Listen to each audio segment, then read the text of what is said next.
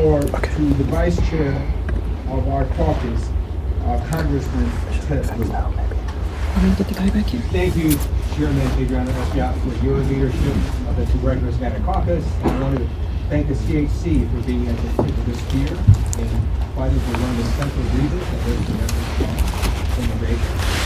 I am foreign born. I'm a naturalized U.S. citizen. I'm an immigrant. I'm down south. Immigrants have always been here for strong.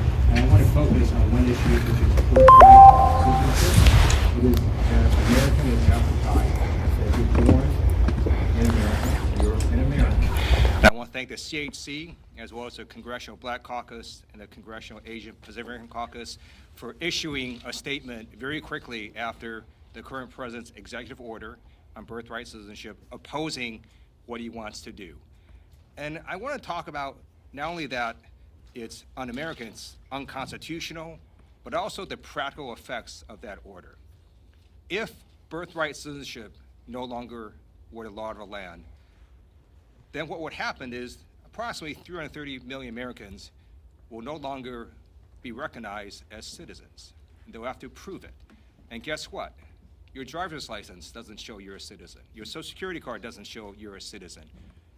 Your birth certificate will no longer show you're a citizen because it just shows where you were born.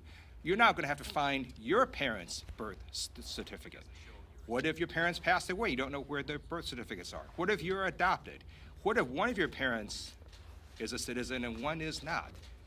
So all of a sudden, there's going to be this huge burden on millions and millions and millions, in fact, most Americans who can no longer show their citizens, have to find paperwork to show they are. And then for new births, hospitals will have this incredible burden to find out, hey, are these parents citizens or not? So this executive order is not only going to be burdensome, it is ludicrous and it's unconstitutional. Thank you. Let me just stress there are other issues as birthright citizenship and TPS and others that are critically important to us. And one other sort of like housekeeping matter is that in the past, the issue of immigration has been discussed without our presence at the table. We intend to change that. We demand that we are at the table when it's being discussed because it impacts our communities disproportionately. So we cannot receive an item of which we have not been part of the discussion.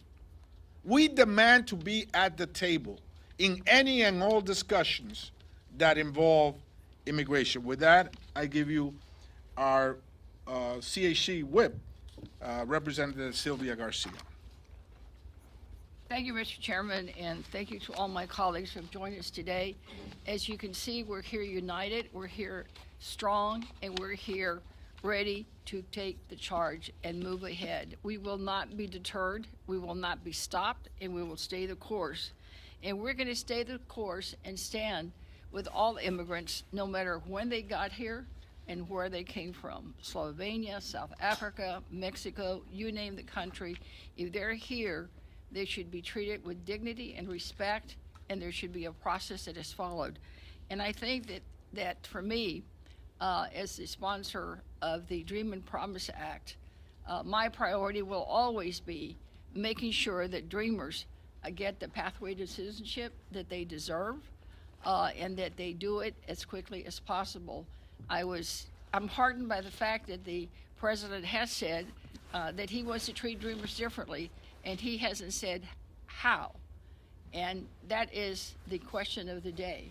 We know how he's going to treat TPS. We know how he's going to treat people that were born in this country and are citizens. We know how he's going to treat people seeking amnesty, because probably about 6 of the over 50 executive orders that he's signed so far relate to some aspect of immigration, whether it's trade, whether it's vetting, whether it's birthright citizenship. A lot of focus, but we will put as much focus as that and more, because we know we're representing millions and millions of Americans, new Americans across this country. So again, we will not be deterred, And I wanted to just say something about birthright citizenship. I guess it's the old judge in me. You know, I think some people need to just sit down and read the damn Constitution. Because frankly, if you read it, there is just no question.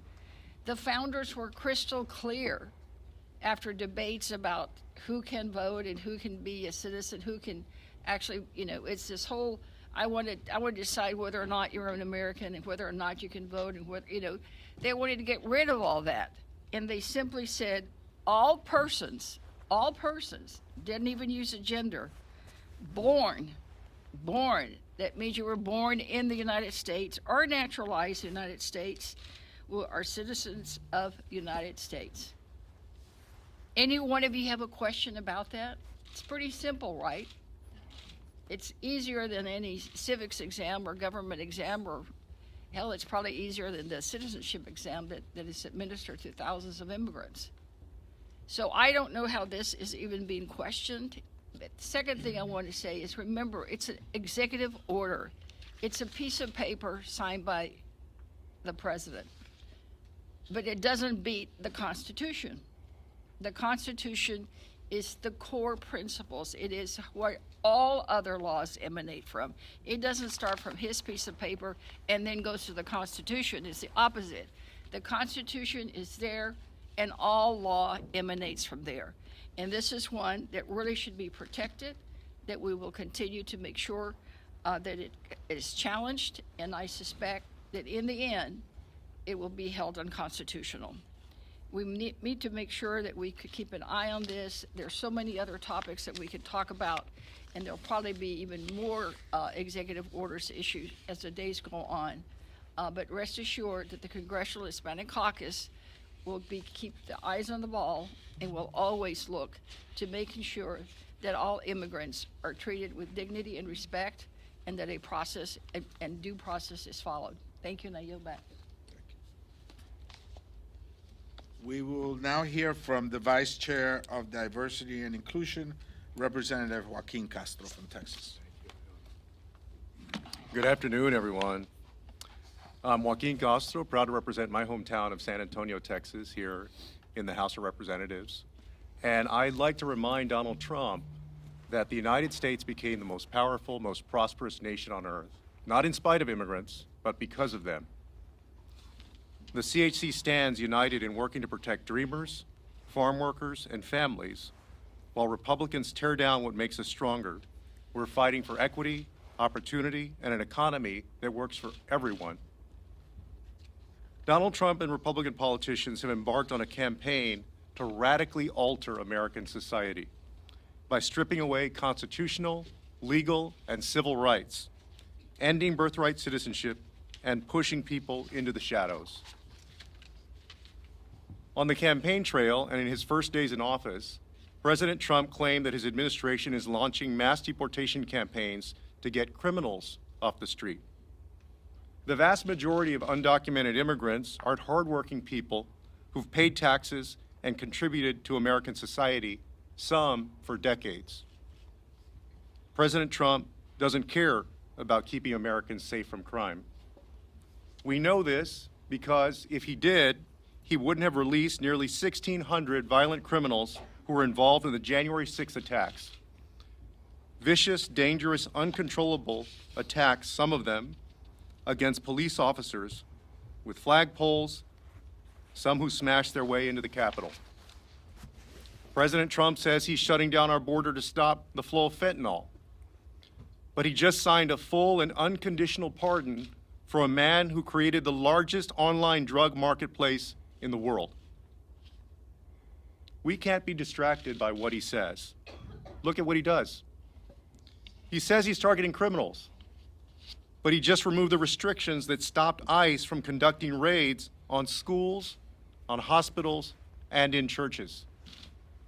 I would ask you who he believes among those kids is a criminal sitting in a first grade class. Who are the criminals that he's going after in the Catholic Church, in the Presbyterian Church, in the non-denominational churches? Who are those criminals? In the 20th century, mass immigration raids led to the deportation of more than 1 million U.S. citizens, people who got wrapped up in immigration enforcement because of the color of their skin, their last name, or the language that they primarily spoke. To be specific, during these 2 mass deportation campaigns, the kind that he wants to model his policy after, there were between 1 and 2 million Latinos who had every right to be in the United States of America who ended up in Mexico. That is what Donald Trump seeks to repeat. We are going to stand up for families in this country, no matter where they are, whether they're in San Antonio, they're in Florida, Nebraska, California, Chicago, wherever they are. Thank you. I yield back. Thank you. Again, we stand together. This is a caucus that has members of the Congressional Progressive Caucus, members that are part of the Congressional Black Caucus, KPAC, Blue Dogs, New Dems, problem solvers. We got everybody. This is a big tent caucus, but we stand together, and we're going to continue to stand together and take a stronger stand on this issue. With that, I give you the Vice Chair of Communications, Representative Norma Torres. Thank you, Chairman, and good morning, everyone, for being here. I stand here today not only as the representative of California's 35th District, but also as an advocate for an issue that defines our country, our values, and also shapes our future. I, too, am an immigrant from Guatemala. We are here to defend dreamers, farm workers, and families. And while Republicans undermine what strengthens us, we are fighting for fairness, opportunity, and an economy that works for everyone. The U.S. is one of the most prosperous nations in the world. Thank you, immigrants, because we are the backbone of our economy. Working tirelessly, starting businesses, paying taxes, and strengthening communities across our country. Yet, recent executive orders calling for mass deportations are nothing more than a political ploy. These policies do nothing to advance our economic growth. They do nothing to strengthen our nation or uphold our American values. Instead, they risk tearing apart families, destabilizing our workforce, and undermining industries that are critical to our economy. Let's talk about the numbers. Immigrants make up 13.9% of the U.S. population, but their economic contributions are extraordinary. In 2019 alone, immigrants-led households paid over $492 billion in federal, state, and local taxes, and wielded a $1.3 trillion in spending power. That is a muscle that the American economy cannot afford to lose. These dollars, they support our schools, infrastructure, small businesses in every corner of our country.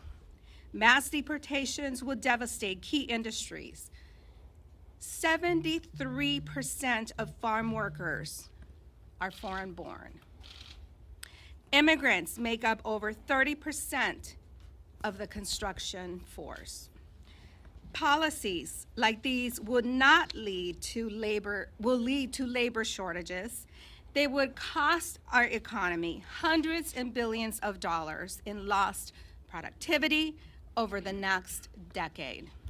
Not just 4 years, decades. This is not the America we aspire to be.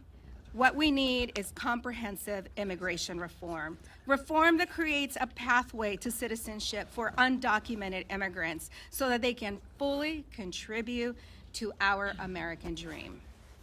At the same time, we must prioritize investments in smart, effective border security measures to protect our nation and ensure our laws are respected. These are the priorities. They are not exclusive to anyone. These are essential for a balanced and forward-thinking immigration system. These goals are the foundation of a balanced, humane, and forward-looking immigration system. Immigrants are not just part of our past. They are the key to our economic stability. It's time for all of us, mothers and grandmothers, to reject going back to children and mothers and families being held in an ice-cold freezer or separated at the border or in our communities. And I yield back to the chairman. Yes, we will now hear from our Vice Chair of Policy, Representative Rob Menendez from New Jersey.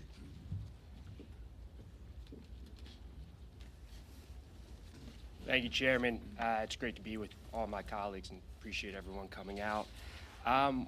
What I think is important as we absorb what this administration is doing is remembering that they're not just policies and executive orders that are targeting this unknown population. They're targeting people in our communities, especially the communities that the folks on this stage represent. These are parents, children, uncles, aunts, who are going to be targeted and impacted by what this administration chooses to do, and why it's so important that we stand together, unified, against these harmful policies. Further, when they're coming into our communities, for our neighbors, for our friends, for our family, they've said that no place is off limit. So think about that. In your church, in your parish, in your community health center, in your children's school, you could have an ICE raid. So it's not just this group of people that's faceless, that's nameless. These are people that we interact with every single day. And they're coming directly into our communities, into the places that are supposed to be sacred and safe for all of us. That's where they're coming. There is no end, there is no limit to their cruelty and to what they seek to do to us. When we think about these stories, we're talking about people who on average have been here for over 15 years. I represent a district where over 40% of the people that live there were born outside the country. I've had interactions already, before Trump's first day in office, where a person who's been here most of his life, whose 2 adult children were born and raised here and who are American citizens, won't leave his house without one of them. A person who's contributed so much to our communities won't leave his house without one of his children because he's afraid of what could happen if he were to be approached, seized, held in detention by ICE and other federal authorities. So we have a lot of work to do. This group knows the threat that is at our doorstep, but we're not going to be silent. And we're going to fight for our communities. We're going to fight for the people who we call neighbors, and we're going to fight for a future for this country that is reflective of who we really are. When we stand alongside each other, when we believe in each other, because this country has always believed in us. So now it's time for us to pay it back, to pay it forward, to make sure that we move this country in the right direction. So look forward to all the work ahead. Thank you, Chairman. Estamos aquí para tratar temas de importancia al caucus latino y estamos aquí con el liderato de los miembros de esta bancada demócrata que están interesados en dirigirse a temas de importancia como son los soñadores, los trabajadores agrícolas y mantener nuestras familias unidas. Entendemos que esos son 3 temas de gran importancia donde se ha desarrollado un consenso. También hay otros temas como es la ciudadanía por nacimiento o el TPS, entre otros, pero estos 3 nos han unido como bancada y estamos aquí para apoyarlo y avanzar esa agenda que puede resultar en cambios positivos para nuestra comunidad. With that, I give you Representative Nydia Velázquez from the state of New York. Good morning, everyone. Thank you, Chairman Espaillat, and thank you to all our colleagues. I think this is a great picture for the American people to see, all of us representing people in our communities are here because we care deeply. I always say that immigrants make America, America. Think about that. Immigrants are the foundation of this country. And we're going to be here to fight back and to make sure that they do not, that our constituents, our immigrants community will not become a political fight. This is about everyone coming together and doing right for this country. And as so many of our members have stated, the economy is going to suffer. You want to talk about inflationary forces? Go and look at farmers that are fighting to find workers, or the construction industry, or the retail industry. I'm the ranking member of the Small Business Committee. Farmers are already reaching out to us. The construction industry is already reaching out to us. And in our communities, our school system, the public school system, school superintendents telling us that absenteeism is on the rise. Think about that nothing is off limit, that rates could go happen in our public schools. You know, that is the point. Cruelty, cruelty. You gotta be heartless to say publicly that we're gonna send ICE to our school. Heartless. And then to say that crime is on the rise because of immigrants, that we want to make our community safer. Well, while Republicans claim that these destructive deportations are in the name of law and order, they also just released hundreds of violent criminals like Enrique Tario, Stuart Rhodes, and hundreds who were convicted of assaulting police officers on January 6th. Those people were criminally convicted, and Donald Trump didn't care a bit about safer communities when he released those who were convicted of beating the shit out of police officers. So don't come to us and talk about security and safer communities when you do that. Well, Mr. President, convicted felon released 1,600 people, criminal. So quiero decirle a la comunidad latina, miren este cuadro aquí. Estamos todos los miembros del Congreso para enviarle un mensaje claro al presidente, que estamos unidos y resueltos a exigir que nuestras comunidades se respeten y a entender que cuando están utilizando el argumento del alto crimen, los indocumentados tienen el índice de criminalidad más baja en comparación a otros segmentos de nuestras comunidades. Me da pena cuando muchos tomaron el Kool-Aid de Donald Trump y le creyeron de que simplemente iban detrás de los criminales. No, ellos van detrás de todos los inmigrantes en esta nación. Pero vamos a estar aquí y vamos a exigir de parte del liderato demócrata que nos juntemos colectivamente para luchar por una sociedad mucho más justa y porque se respeten los derechos de los inmigrantes. Como dije al principio, ¿qué sería de los Estados Unidos sin inmigración? Inmigrantes han hecho de este país lo que es. Y aquí estamos para defenderlos. Gracias. Gracias, Nydia. Again, I know that the narrative has been peddled that we fight amongst each other. We're divided That is not the case. We have full discussions, democratic discussion internally, just like any other group. But we stand together. And with that, I give you Linda Sanchez, Representative Linda Sanchez from California. Thank you, Mr. Chairman, and to all my colleagues who are here to stand up for our constituents and for our communities and ultimately for our country. I'm Congresswoman Linda Sanchez from Southern California, and I am the daughter of immigrants, and I represent many working class immigrant communities in Los Angeles County, people that are just like my family. Back home, we understand the value of immigrants and the contributions that they make to our society, particularly in the workforce and our economy. Something billionaires President Trump and Elon Musk seem to understand when they need immigrants to run their companies. And just as they rely on immigrant labor, so do average Americans, whether they know it or not, or whether they want to acknowledge it or not, because we have a real acknowledgement problem in this country.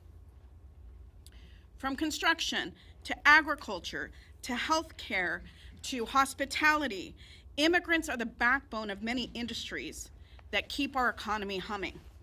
In fact, immigrants contribute more than $1.6 trillion to our economy, and they pay nearly $600 billion, that's billion with a B, in taxes, nearly 1 in every 6 tax dollars that is collected. Yet despite their contributions, our communities are under attack from President Trump because he sees them as an easy target. Instead of following through on his promise to lower costs for American families, he's reinstating incredibly unpopular policies like family separation, terminating birthright citizenship, and other extreme executive orders. By spouting hateful rhetoric, many immigrants are now living in fear regardless of their legal status. Dreamers are worried that they'll be deported from the only country that they've ever called home. Families are worried that they're going to be torn apart. Children who go to school are afraid that they may come home to an empty house. They are afraid to go to church or even to seek medically necessary care in hospitals where they could be detained and deported thanks to President Trump. And Nydia stated it correctly, it's out of pure malice and cruelty. Workers are afraid to show up to their jobs, and you know what? They're not showing up to the jobs are going to be a huge anchor on our economy. Because again, whether we want to recognize it or not, we depend on their labor.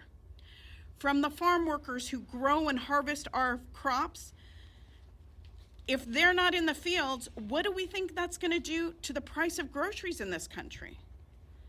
President Trump ran on a promise that he was going to lower costs, and these policies that he is pursuing are actually going to make costs go up for the average American family. How does deporting hospital and nursing home workers reduce healthcare costs? There is a premier medical research facility that provides care in the LA region, and they depend on dreamers. They have over 500 dreamers that work in their facilities, whether they're radiologists, doctors, nurses, maintenance people, or even people who clean those those hospital rooms. They told me that if those dreamers are deported, that entire health system will collapse. And who is going to pay the cost? Who's going to suffer? The people that they treat. This country, and particularly Los Angeles, was built by immigrants, and we've had no relief to show our community for more than 35 years. I've been in Congress for 23 years, and I've seen us throw money at enforcement. I've seen us increase all kinds of resources at the border, and we have seen zero relief for these immigrant communities, and we need these communities now more than ever. After the recent wildfires in Los Angeles, we're facing a daunting task of trying to rebuild what was leveled. Who's going to rebuild Los Angeles if we're deporting a huge pool of our workforce who are construction workers? What happens when they're deported? What do we think will happen to the cost of housing, which is already expensive enough? Without their skilled labor, The recovery will be much slower and more expensive and take much longer. In California, we value the contributions that immigrants make to our country, and it's time that President Trump and MAGA allies in Washington, D.C. realize that too. We have to acknowledge that immigrants work hard, pay taxes, and are members of our community, and they're absolutely critical for our economy. And with that, I'd like to welcome my fellow Californian, Congressman Juan Vargas, to the mic. Thank you. Thank you very much. My name is Juan Vargas. I represent San Diego, California. I represent the border. That's my district. I want to thank our chairman and all of my colleagues here. On Saturday, I was invited to go to Our Lady of Guadalupe Church in San Diego by the pastor there, Father Scott Santa Rosa, because he was going to take the Holy Eucharist and march it through the community there because so many people in his church are frightened to death, terrified of what's coming. And he asked me to join him, and I did. And I got to march with them, and they would stop every so often, and someone would tell a story. And the stories were heartbreaking. We got back to the church, and at the church they had a service, a prayer service, which was very moving. After that, I stayed and talked to some of the people because they wanted to, and a little girl came up to me, and she's probably about 12 years old, and I have two daughters, myself, my wife, and I, and she asked me, are they going to deport my mom? And I wanted to tell her, like I usually do, reassure my kids and reassure people. I want to tell her, no, they're not going to deport your mom. But I couldn't because they may deport her mom. In fact, they may deport her mom from the church itself. That's why this is so terrifying. And this you hear all over the place. On Sunday, I went to the Mass, the normal church that I go to, the Mission Church, and I heard the same thing once again because they know who I am. They told me, are they going to deport us? Are they going to separate us as family? I couldn't tell them no because I don't know what's going to happen. What's happening is very sinful. But I know one Republican that's adamantly against this. One Republican. And that's Ronald Reagan. I'm sure that he's up in heaven next to God saying, I don't even recognize this party anymore. He's the one. He's the one that signed Simpson-Mazzoli in 1986. He was always proud of that. He said these people are our neighbors. They take care of our families, our children. We should trust them. And he gave them an opportunity. What a terrible change that we've seen in the GOP, what used to be the grand old party. We see meanness now. But I'm still hopeful that they'll change and come back. I'm hopeful because even they see the injustices when you separate families. And I hope they come back and they understand that our nation is a nation that's good, a nation that welcomes immigrants, a nation where if you work hard, you can do something with your life that's beneficial. So again, I plead to my colleagues on the other side, bring some humanity back to this discussion. Look at these families. Do something positive. Don't follow that road that we know leads to destruction, disruption, and all these other things. Instead, take the good road. And I'm hopeful that they will. Thank you. With that, I yield back. Thank you. Our next three members will be Representative Teresa Fernandez, of course, from the state of New Mexico, as well as Gabe Vasquez, Representative Gabe Vasquez, and Representative Emily Randall.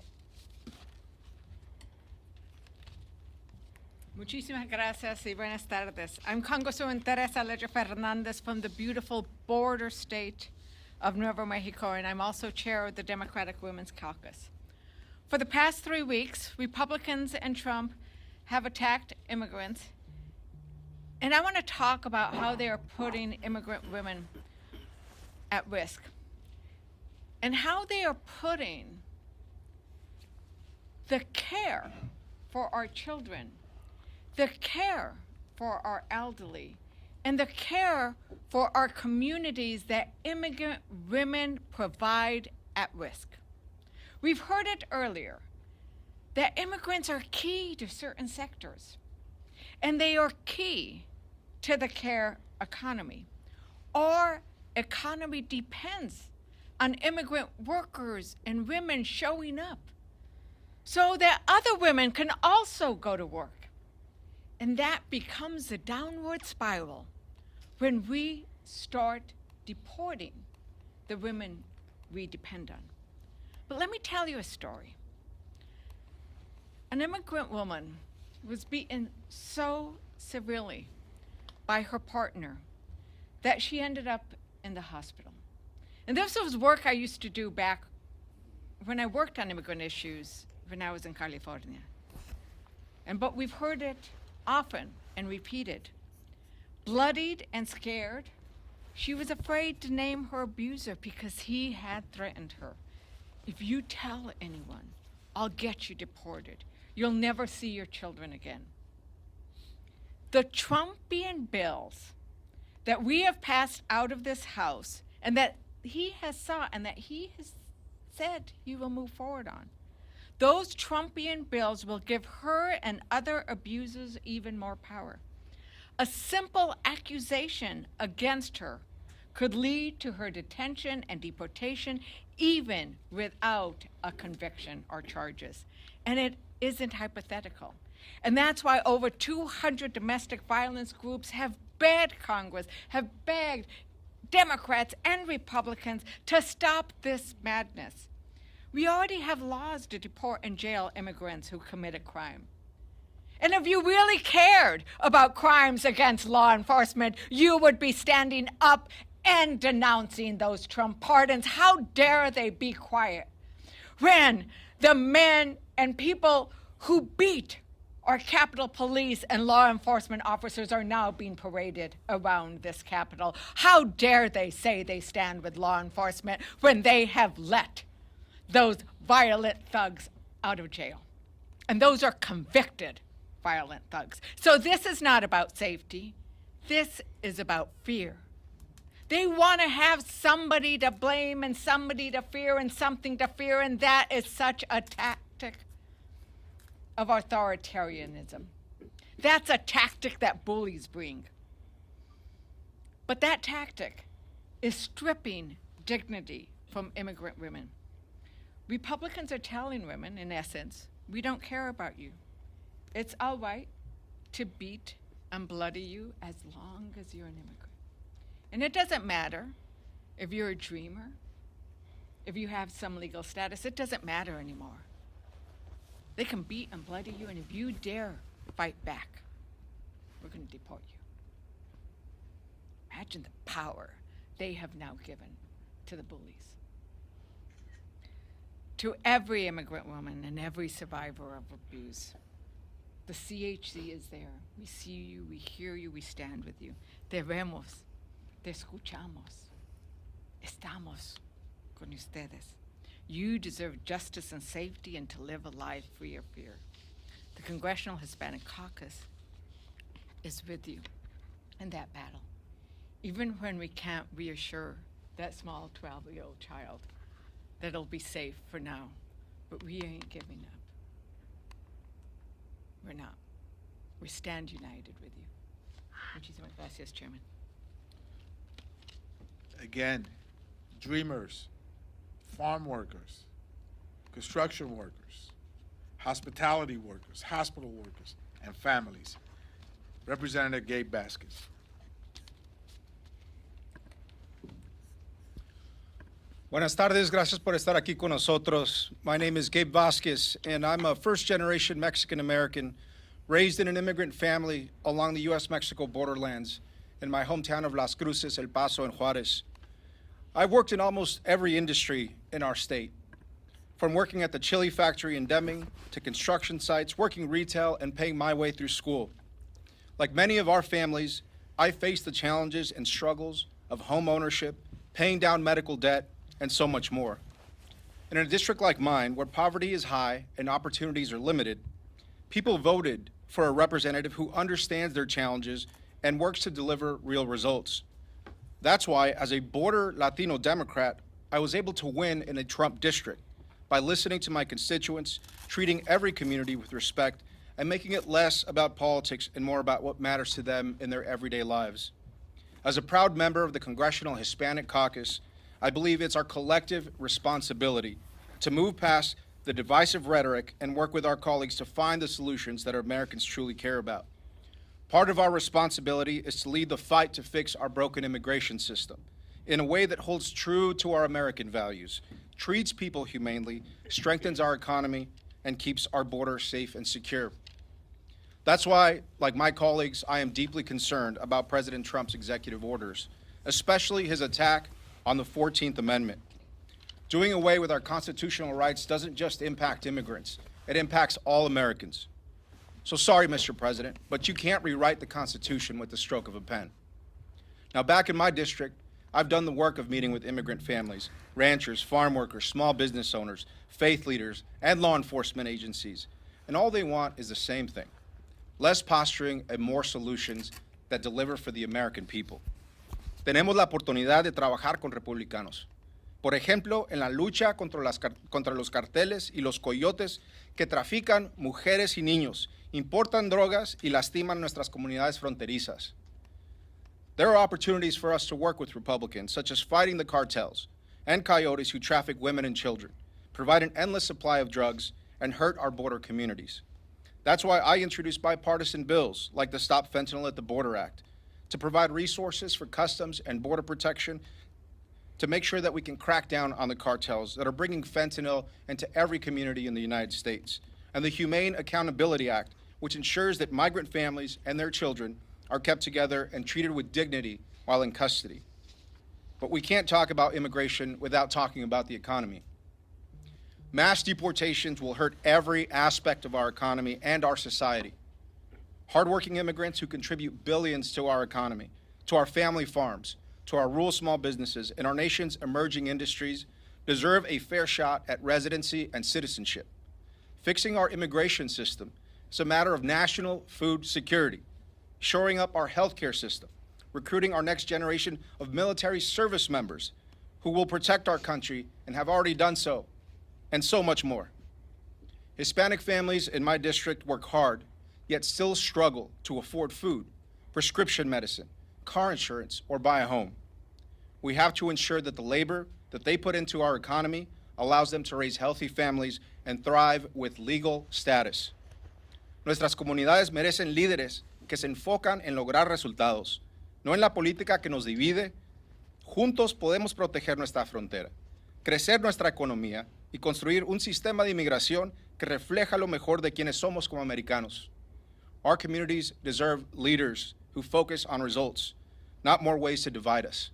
Together, we can secure our border, grow our economy, and build an immigration system that reflects the best of who we are as Americans. Thank you, Mr. Chair. I yield back. Finally, one of our wonderful new members of the CHC, Representative Emily Randall. Thank you, Mr. Chair. I'm Emily Randall from Washington State, and I am proud to stand united with my colleagues in the Congressional Hispanic Caucus in support of Dreamers, in support of farm workers, in support of families. And I'm proud to stand in support of our communities with the people of Washington. In Washington State, where I was a legislator for the last 6 years, we know that immigrants make our communities stronger. That's why we've expanded our state financial aid programs to Dreamers and immigrants, because we know we cannot reach our workforce goals, our education goals, our economic goals without ensuring that everyone has access to education and opportunity. We know that we're facing a healthcare crisis, and without ensuring that our immigrant communities are safe and that Dreamers are being educated to become nurses and doctors, we will not be able to take care of our aging community, of our sick, of our vulnerable. We know that we have a housing crisis in Washington State, just like across the country. And without ensuring that our immigrant communities are safe, we will not be able to build the housing that we need. And just like everyone in Washington, immigrant families are struggling to afford rent. They are struggling to afford the chance to buy their first homes. And we need to ensure that we are building an economy that is thriving for all of us, from the middle out. I'm proud to be here standing alongside my colleagues against these dangerous attacks on our immigrant communities, on our neighbors, on our friends, on our fellow churchgoers, on our classmates in school, on our teachers. Because a frightened community does not make our community safer. I've heard stories as I've talked to immigrant activists in our communities of folks who are scared to go to their jobs at fish processing plants in Grays Harbor. They are scared to go to their jobs in the timber industry on the Olympic Peninsula. And they're concerned that there are rumors that ICE is seen at our Kingston ferry terminals. Folks are living in fear, and it is only forcing neighbors to live closed off, to not communicate with each other, to not feel safe to call law enforcement if they're facing abuse or if there's a crime on their street. We stand here united to ensure that everyone in our community is safe. Everyone in our community can trust that the government is looking out for them. Everyone in our community has the access to the tools that they need to build the lives that they dream of. I'm proud to be here with my colleagues, and I'm grateful to all of you for being here with us as well. Thank you, Mr. Chair. Thank you. De nuevo, estamos aquí para apoyar a los soñadores, a los trabajadores agrícolas y también a nuestra familia. Questions? Go ahead. If I could ask a very specific question to New York. I mean, do you find that Mayor Eric Adams, in response to threats at schools, in response to Trump's birthright citizenship action, I mean, is he taking a hard enough stand and pushing back on this, as you all seem to think that he was, Well, he has said that that the city of New York will not cooperate with the massive deportation apparatus that's about to be put in place.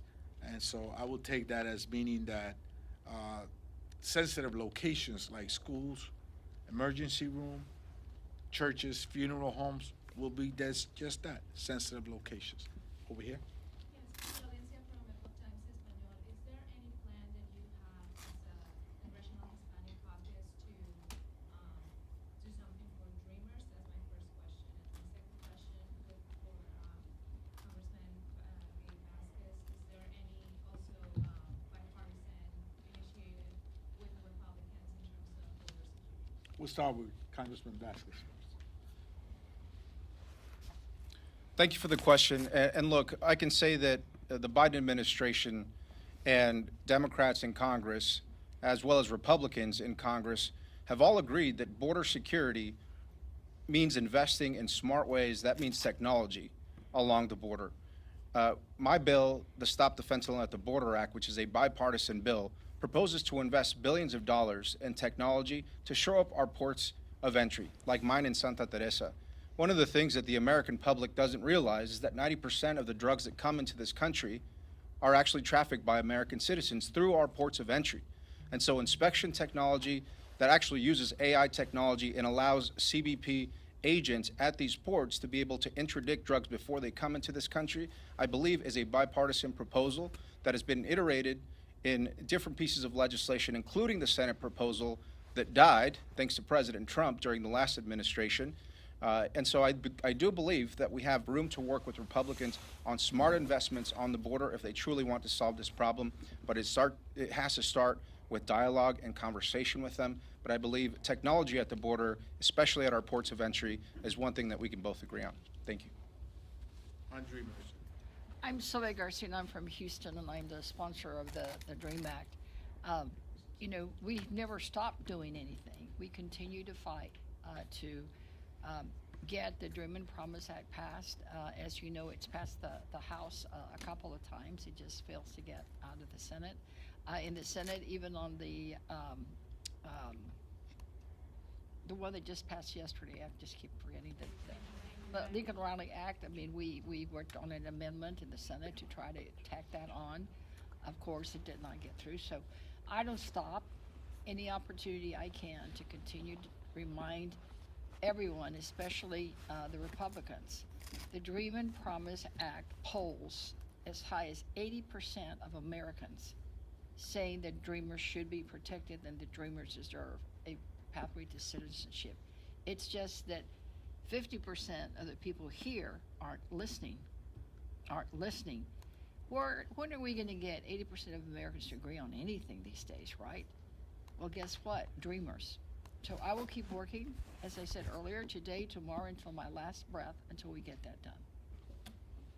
And that will be one of our priorities, right here, and then over here. Question for Mr. Espaillat. As an appropriator, Republicans are talking about putting a government funding package together that includes wildfire, government funding, debt limit, and border provisions. Are the border provisions a red line for the Hispanic caucus? Well, first of all, the other side of the aisle is looking to do a lot of dastardly things at the appropriations table, including raid Medicaid funding so they can provide a massive tax cut to the very rich, and they can fund their deportation apparatus.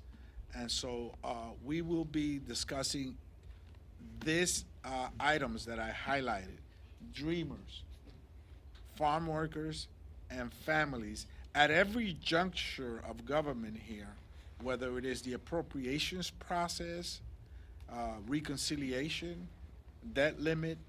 At all levels of discussions, we will be bringing these three elements that bring us all together, all the folks that you saw here. There are other issues that are just as important, if not more: birthright citizenship, TPS, and others. But those three, as Sylvia has said, dreamers poll in 80%. It's low-hanging fruit. No one should be having an adversarial discussion about that. So we will continue to bring it up at every opportunity we get. Right here. So you have 46 Democrats voted yesterday for the Lake Miranda Act. More voted for the Preventing Violence Against Women by Illegal Aliens Act. Leader Jeffries has said Democratic members are voting with their districts. But I'm wondering, do you think that Democratic leadership should be doing more when it comes to these and similar immigration bills, such as voting members and other initiatives? Democratic leadership met with us yesterday, and I think that they also agree that dreamers, farm workers, and families are three linchpins that are so important to our caucus, not just the Congressional Hispanic Caucus, but the Democratic Caucus in general, and that those will bring forward some consensus. Now, we're a very large, huge tent caucus, and we have people from all walks of life. And so reaching consensus is often not easy, but I think with those three linchpins, we can do that, and I think leadership will be behind us, right here. Hi, Maya Miller from the New York Times. To piggyback off of that, how are you planning to support this big tent of people that you have in the represent and support frontline members like Mr. Vasquez while also holding true to the principles and values of the CHC as President Trump takes his stand? Oh, I think that, for example, we will be in the future, very near future, meeting with the advocates. I think it's important that we also strengthen our position from the voices outside of even our very own districts from across the country. And we will be doing that. We will be meeting with the labor unions. I think it's important that we meet with labor as well. They play an important role in this discussion. So we will be reaching out far beyond our ranks to build consensus and to strengthen our voice as a caucus. I think we will accomplish that. And Mr. Vasquez just explained to you how he sees that the importance of border protection in his own particular district. And we could all agree that the border could be in better state. But we also agree that dreamers, farm workers, and families are important as well. Over here. Working with school districts to combat ice raids and ensure families are updated in their schools, especially in border. Well, a border state with Canada, and our school board members, our Washington State school superintendent, our legislature have all been engaged in conversation with our governor and attorney general and advocates, and I've been engaging in some of those conversations too. Every state is different, for what protective opportunities that they have, but I think it's important that we ensure that we are working closely with our colleagues at the state level and at the local level to center families, to make sure our communities are strong, to center farm workers, to center an economy that is thriving, to ensure that dreamers are safe in the classroom. And someone earlier mentioned the chronic absenteeism. That's a conversation, a bipartisan conversation that we've been having, since COVID. How do we bounce back from chronic absenteeism and, challenges in our schools? And this is only exacerbating that problem. This is only making students feel less safe in their classrooms and families less safe sending their kids to school. In 2017 and 2018, we in fact saw an effort, a grassroots effort of neighbors, non-immigrant neighbors who would drive their big trucks to some families' homes to escort them to school because they were worried about what might happen on the way. And now that schools are no longer safe, folks are even more concerned. So we are having some of those conversations, but have to continue. I just want to quickly add, again, I'm Sylvia Garcia from Texas. Until we see how these rates are conducted, remember, I think they just started this morning, some images were beginning to be on air. We can't combat, to use your words, rates that we don't really know yet. I think what the best thing that we can do right now is, again, monitor and speak up when we need to. And I know in my district, I have probably about 12 different school districts, but we've touched base with all of them, and we've embarked on an education campaign to make sure that the school districts know what they should or shouldn't do, working together with their legal counsel, and then making sure that people know their rights. Just because ICE comes knocking on the door doesn't mean you have to open it. Just because there's a Marine down there, to go, I don't know what they're gonna do with them, but just because they're gonna send them to school doesn't mean the school stops. So I think there's some do's and don'ts, there's some rights and responsibilities, and what's important is an education campaign, and that's what we're doing now. Now, if we see something egregious, obviously we're gonna speak up, and we'll work with all our local advocates. They're already also monitoring and helping. And we're doing a series of workshops on Know Your Rights, I'm doing one Saturday, then I'm doing one, I think, Thursday. So most of my district work week will be about making sure that my constituents know their rights and responsibilities. Thank you. And the CHC has put together a Know Your Rights pocket car in different languages, and it's a toolkit that we will be disseminating across the districts. Thank you so much for all being here. Just very quickly, please. So where do people get information with your collective effort? Where do they know to go online to get help? Well, for us, the Congressional Hispanic Caucus, it's our webpage. Any one of our members also have web pages, and most of us have already put a lot of those things online because some of us even started some of these workshops this last weekend. So moving forward, we'll continue to do them, and again, we will speak up if we see something egregious, and we will continue to work with all the other advocacy groups. Thank you all so much.